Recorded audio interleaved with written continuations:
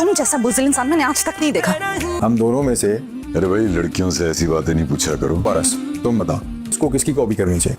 बेटी के लिए उसने अपनी जान दांव पर लगा थी, मैं पारस बेजाद हूँ। इसलिए अब वो मेरा सब कुछ है।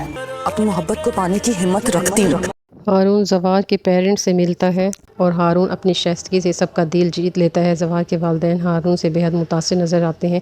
ज़वार की वालदा भी मुस्कुराते हुए कहती हैं कि हर माँ बाप भी चाहते हैं कि उनकी बेटी को एक फरमाबरदार, तालीम याफ्ता और अच्छे इखलाक वाला शौहर मिले, लेकिन वो इस हकीकत से बेखबर हैं कि पारस का दिल तो पहले ही किसी और के नाम हो चुका है।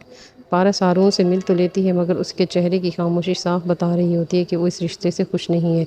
इसी दौरान हारून मुस्कुराते हुए पारस से एक सवाल करता है कि पारस, तुम ही बताओ किसको किसकी कॉपी करनी चाहिए, मगर पारस खामोश रहती है। तब ज़वार के वालिद बात संभालते हुए कहते हैं कि बेटा, लड़कियों से ऐसे सवाल नहीं किए जाते, वो दो हीरो में से किसी एक का इंतखाब कैसे करे। इधर कहानी एक ख़तरनाक मोड़ लेती है। बहजाद आफ्ताब और उसकी वालदा की सारी साजिश सुन लेता है और वो दुख भरे लहजे में कहता है, ज़िंदगी में सबसे ज़्यादा ज़ख्म हमेशा अपने ही देते और मुझे हमेशा अपनों से ही दुख मिले हैं। तुम मेरी इज़्ज़त नहीं करते थे, तुम सिर्फ मेरी दौलत और मेरी ताकत और जायदाद की इज़्ज़त करते थे। ये सुनते ही आफ्ताब गुस्से में आ जाता है और कहता है, आपने तो हमसे ज़्यादा एक अजनबी मुलाजिम पर भरोसा कर लिया है। लेकिन बहजाद का अगला जवाब सबको हैरान कर देता है। वो कहता है, ज़वार सिर्फ मुलाजिम नहीं, उसने पारस की खातिर अपनी जान खतरे में डाल दी।